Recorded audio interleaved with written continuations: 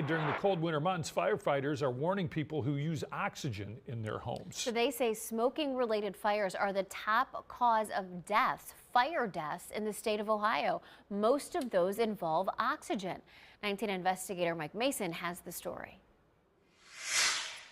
You're watching video of a rapidly moving fire.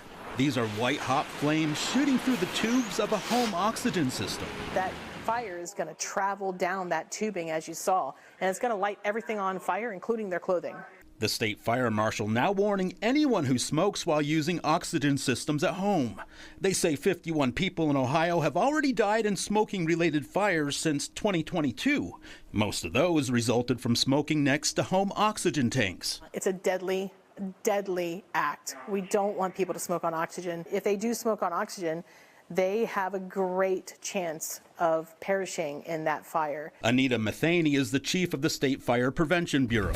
As the mercury drops, she says more people will likely stay inside to smoke. Firefighters are urging Ohioans not to light up or use any open flame anywhere around oxygen.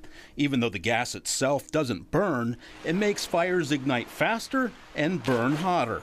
But there's one small piece of equipment that can make a huge difference. This device stops the flow of oxygen should that happen. Thermal fuses can be installed on the tubing to stop the flow of oxygen when a fire is detected. They only cost a few bucks and can prevent a fire from spreading, which could potentially save a life.